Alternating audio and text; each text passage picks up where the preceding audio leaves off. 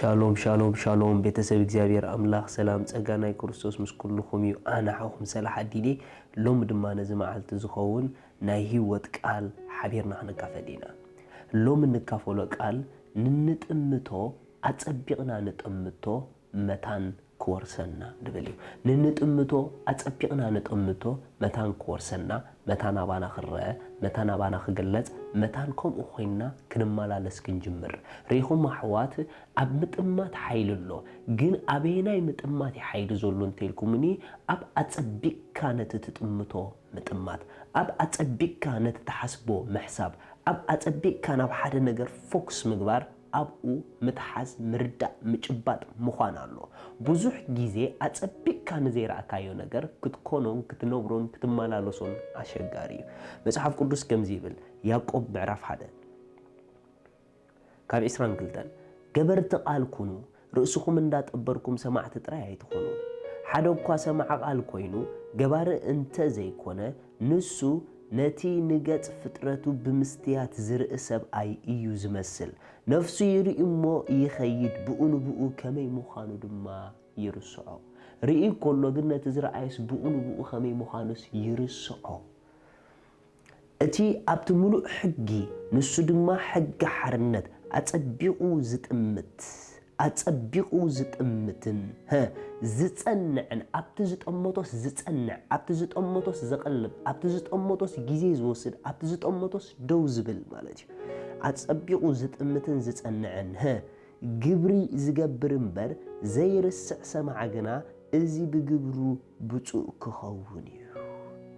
አሪኹም እቲ ናብቲ ሕጊ ሓርነት ናብቲ ኣብ ክርስቶስ ዘሎ ዓይነት ህይወት ናብቲ ሓድሽ ህይወት ናብቲ ኣብ ክርስቶስ ዘሎ ሕጊ ናብኡስ አጸቢቁ ዝጥምት ናበይናይ ናብቲ ሓራ ዝኾንካሉ ሕጊ ናብኡ አጸቢቁ ዝጥምት ኣብ ምጥማት እንታይ ዝገብር ዝጸንዕ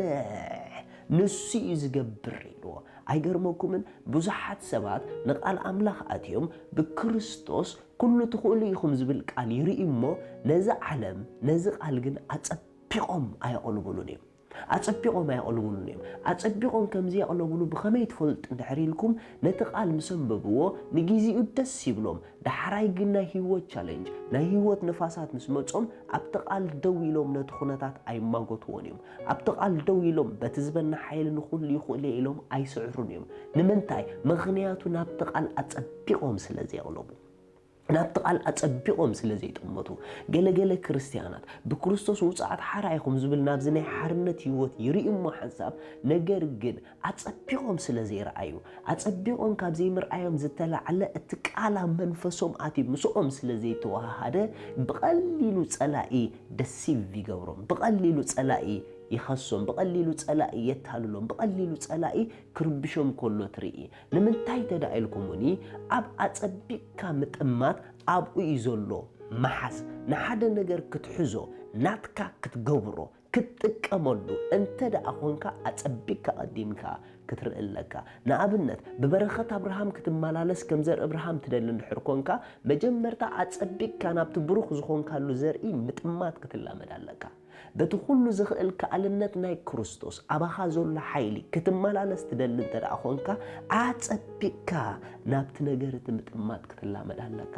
ክርስቲያናት ንጋገ ዘለና ናብቲ ሕጊ ሓርነት ብምልኣት ናብኡ አጸቢቅና ስለዘይንጥምት ነቲ ብኡኡ ዘለና ሓርነት እኳ ክንነብሮ ይሸግረና ኣሎ ወዲ ሓራ ዘውፅኦ ሓራይ ኣብኡ ዘሎ ሕጊ ሓርነት ድማ ናብቲ ሓድሽ ህይወት ኣትዩ ናብ ናይ ሓርነት ዓለም ኣውፂና እዩ ሎም ሓደ ነገር ክነግረኩም ንኽጭብጥዎ ትደልዩ በቃ ኣብ ህይወትኩም ክግለጽ ትደልዩ ኣብ ላይፍኩም ስፍራ ክሕዝ ትደልዩ ስቕኢሉ ስፍራ ይሕዝን እዩ ወላ እኳ ዝኾንኩም መኹንሱ ማለት ብሕጂ ብምጥማት ንኾነ ነገር እኮ የለን ኮይና ኢና ንዝኾናዮ ግን ኣብኡ ክንመላለስ ንዝኾናዮ ግን ብኡ ክንግለጽ ግን አጸቢቅና ናብቲ ሕጊ ሓርነት ምጥማት የድልየና ናብ ካልእ ሕጊ ትርአዩ ናብቲ ሕጊ ሓርነት ናብኡ አጸቢቅኩም ጠምቱ ንምንታይ ኣብኡ እዩ ዘሎ እቲ ትኽክለኛ ናትኩም ህይወት እንተ ደኣ ናብቲ ሕጊ ሓርነት አጸቢቅኩም ክጥምቱ ጀሚርኩም ነሱ ድማ አጸቢቁ ክልውጠኩም ክጅምር እዩ ኣብ አጸቢቅካ ምጥማት ኣብኡ እንታይ ኣሎ ምልዋጥ ኣሎ ኣብኡ እንታይ ኣሎ ፍጽምና ፐርፌክሽን ኣሎ ፍጽምና ይከኣል እዩ ፐርፌክሽን ይከኣል እዩ ምክንያቱ ቶም ብክርስቶስ ዘለና ፐርፌክሽን ክንመላለስ ይከኣል እዩ ይሲ ፍጽምና ከምዘ ይከኣል ጌርኩም ኣይትሕሰቡ ኣጸቢቅኩም እንተሪኢኹም ነቲ ዝራእኩምሞ ብፍጽምና ክትገብሩ ትኽእሉ ኢኹም ብፍጽምና ክትመላለሱሉ ትኽእሉ ኢኹም ብፐርፌክሽን ብኤክሰለንስ ክትከድዎ ትኽእሉ ኢኹም ግና ኣጸቢቅኩም ረአዩ እቶም ኣጸቢቆም ዝጥምቱ መጽሐፍ ቅዱስ ክዛረብ ከሎ ካብ ክብሪ ናብ ክብሪ ንሳገር ኢና ኢሉ ግን ብኸመይ ኢና ካብ ክብሪ ናብ ክብሪ ንሳገር ይሲ ኣጸቢቅና ምስ እንርእዩ ኣጸቢቅና ንዕኡ ብዝራእናዮ መጠን ካብ ክብሪ ናብ ክብሪ ህይወትና ክልወጥ ይጅምር ይሲ ኣብ ህይወትና ዘገርም ለውጢ ክመጽእ ይጅምር እቲ ሜታሞርፎሲስ ዝበሃል ለውጢ ፍጹም ለውጢ ካብ ውሽጢ ክሳዕ ደገ ዝረአ ለውጢ ኣብ ህይወትና ክመጽእ ንደሊ እንተኾይና ኣጸቢቅና ናብቲ ሕጊ ሓርነት ኣጸቢቅና ናብቲ ክብሪ ከም ብመስትያት ጌርና ንርአዮ ልክዕ ንዕኡ ከም ብመስትያት ክንሪኦ ከለና ንሕና ክንልወጥ ኢና ምክንያቱ ንሕና ናብቲ ክብሪ ስለ ዝኾንና ኣምላኽ ሰማይ ብነገር ኩሉ ምሳኹም እዩ ኣጸቢቅኩም ጥምቱ መታን ክትሕዙ ሻሎም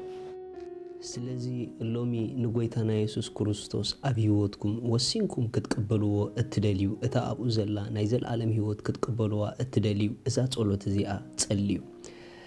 እግዚአብሔር አቦ ስለ ወድኻ ኢየሱስ ክርስቶስ የመስግነካ ኣለኹ يأمن الله يسوع كريستوس ስለ ኃጢአተይ ከም ዝተሰቕለ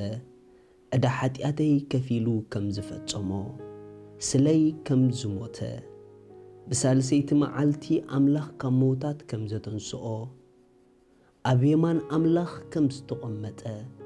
يأمن ኣለኹ ኢየሱስ ክርስቶስ ናይ ህይወተይ ጎይታ እዩ ኢየሱስ ክርስቶስ أملاخي مدحانيين إيو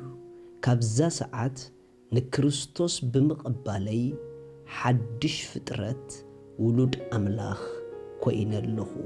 منفس قدوس بشم يسوس بأمنت ناوشت أي يقبلك اللخو آمين زي أتصلوا لتصلوهم بتحمقوا حقوسكم بزيب تحت زلو أدراشانا كونتاكت قورنا يخوم ساتليكم حاجز كن لأخلكم هنا شالوم